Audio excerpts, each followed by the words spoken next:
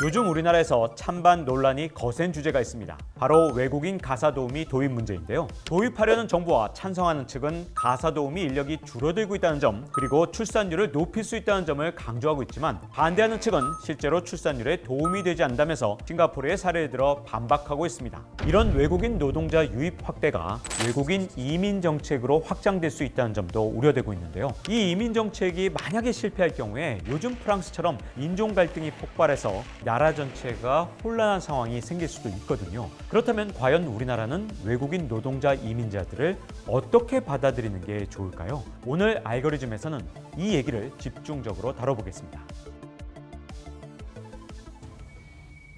고용노동부와 서울시는 이 필리핀 등 동남아에서 온 외국인 가사도우미 100명을 고용하는 시범 사업을 준비하고 있습니다. 이들은 고용 허가제를 통해서 비전문 취업 비자인 E9을 발급받아서 우리나라에 들어올 수 있게 되는데요. 고용 허가제는 2004년에 도입됐는데 국내 인력을 구하지 못한 중소기업이 정부 허가를 받아서 외국 인력을 고용할 수 있게 한 제도입니다. 농업, 제조업, 건설업, 일부 서비스업 등에 한정해서 E9 비자를 발급하고 있는데요. 이 중 일부 서비스업에 가사 육아 서비스를 추가하는 방식으로 외국인 가사도우미를 고용할 수 있게 하겠다는 겁니다.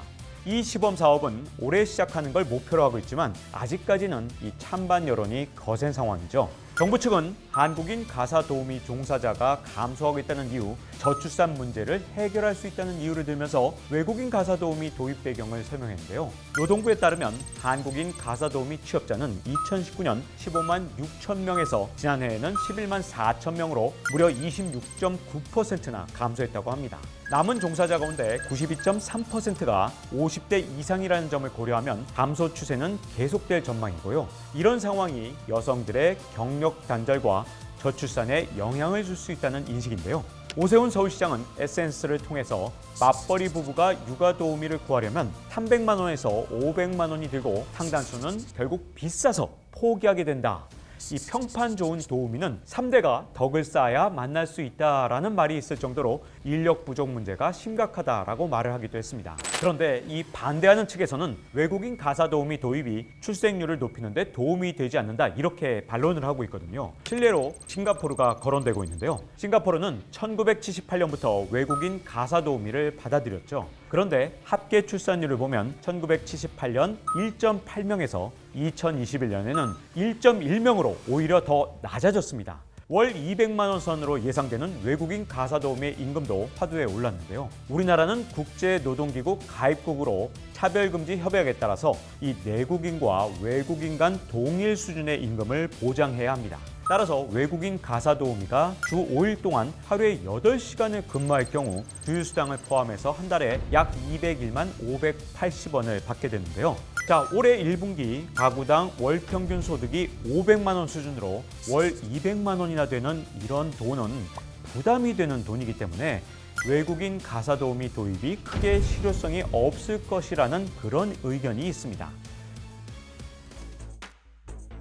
자, 외국인 가사도우미 도입은 전반적으로 외국인 노동자 정책, 나아가서 외국인 이민 정책까지 확장될 수도 있기 때문에 더욱 신중해야 되는 그런 문제거든요. 실제로 이 같은 움직임이 벌써부터 보이고 있습니다. 지난 4일에 중앙일보에서 현 정부가 외국인 노동자와 관련된 규제를 철폐하고 외국인 고용제를 전면 개편하는 계획을 세우고 있다, 이런 소식을 단독 보도했거든요. 최근에 외국인 노동 인력 도입 쿼터 확대 조치가 이루어지기도 했습니다. 외국인 노동자와 이민자를 확대하는 정책을 수립하는 건 당장의 우리나라 경제뿐만 아니라 청년 취업률에도 큰 영향을 미칠 수 있기 때문에 아주 중요한 문제입니다. 그렇기 때문에 정말 꼼꼼하게 하나하나 따져봐야 하는데요. 외국인 노동자 정책에 대한 부작용은 이미 여러 나라에서 찾아볼 수 있습니다. 대표적인 곳이 바로 유럽인데요. 자국 청년들이 엄청난 피해를 보고 있거든요. 지난 6월에 유럽 전체 실업률은 6.4%로 나타났는데 청년 실업률만 따로 떼서 보면 13.8%로 훨씬 높게 나타났습니다. 이에 대해서 외국인 노동자 유입이 정말 큰 영향을 줬다, 이런 해석도 있거든요. 한번 생각해 보세요. 완화된 정책으로 대거 투입된 외국인 노동자들이 과연 누구와 경쟁하게 될까요? 바로 사회에 갓 진출한 청년들입니다. 기성세대는 이미 회사에서 자리를 잡아서 고숙련자들이기 때문에 더 이상 외국인들하고 경쟁하는 그런 대상이 되지 않습니다. 하지만 사회에 진출한 지 얼마 되지 않은 청년들은 숙련도가 낮을 수밖에 없잖아요. 여기에 외국인 노동자들은 임금이 훨씬 더 싸니까 선호도가 훨씬 더 높을 수밖에 없거든요.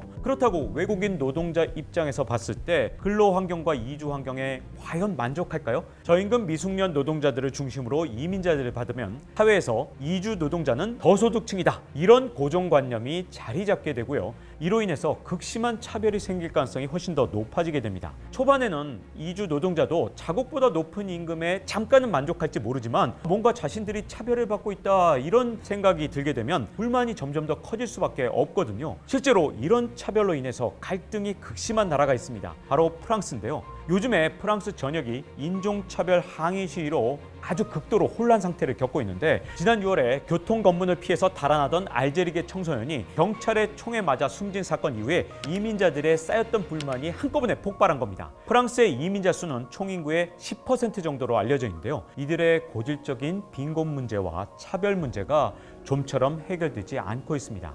프랑스의 독립행정기관 디펜더 오브 라이츠에 따르면 아프리카나 아랍계 남성이 경찰에게 신분 확인을 요구받는 비율이 다른 인종보다 무려 20배가량 높았다고 하는데요. 똘레랑스, 포용의 나라 프랑스마저 포용하지 못한 문제, 과연 이 문제를 우리나라가 프랑스보다 더 잘 포용할 수 있을까요? 외국인 유입 정책을 잘못 설계하면 경제 성장의 동력이 되기는커녕 오히려 사회 불안과 갈등 요인만 키워서 국가적으로 더 큰 손실을 볼 수 있습니다. 한번 외국인 노동자나 이민자들을 대거 받아들인 이후에는 이걸 돌이킬 방법이 전혀 없기 때문에 처음부터 첫 단추를 잘 끼워야 하는데요. 우리나라는 이런 유럽의 실패를 답습하지 않도록 정말 조심을 해야 될 것 같습니다. 외국인 유입 정책을 잘 설계해서 경제를 선순환시킨 사례도 있습니다. 바로 미국인데요. 지난번에 알고리즘에서 소개한 것처럼 가난해지는 유럽과 달리 미국 경제는 상대적으로 여전히 강한 편이죠. 그 뒤에는 이민자 출신 혁신기업가들의 역할이 아주 컸습니다. 저임금 노동자를 위주로 받아들인 유럽과 달리 미국은 스템 인재 유치에 많은 노력을 기울여 그런 결과가 나온 건데요. 스템이라는 거, 이게 과학, 기술, 공학, 수학까지 첨단 산업에 도움이 되는 인재들을 위한 그런 이민을 장려하는 취업 이민 정책이거든요. 이렇게 미국에서는요, 취업 이민을 온 외국인이라 할지라도 자기 역량에 따라서 형사원에서 시작해서 CEO까지 갈 수 있는 그런 성공의 사다리가 열려 있다는 점에서 긍정적인 결과를 만들고 있습니다. 대표적인 사례로 실리콘밸리의 충역들이 인도계 등 이민자들로 채워져 있는 거 굉장히 중요하거든요. 결과적으로 이민자들이 청년들의 일자리를 창출하는 선순환 구조를 만들어낸 성공적인 사례가 되고 있죠.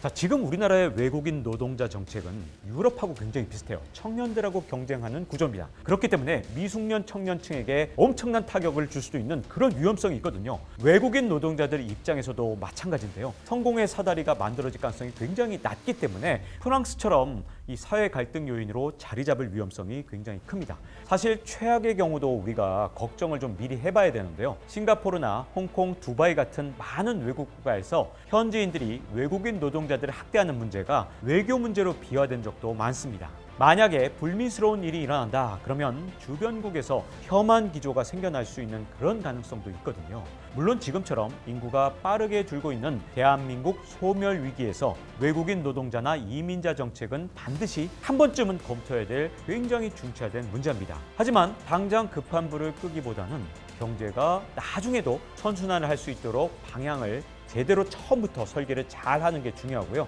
지금까지 설명했던 청년 실업률 문제, 그리고 이민자 차별 문제가 애초부터 일어나지 않도록 더욱 신중하게 접근해야 합니다.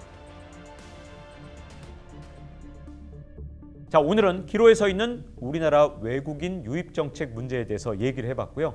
다음 이 시간에 또 함께 이야기 나눠볼 주제를 들고 찾아뵙도록 하겠습니다.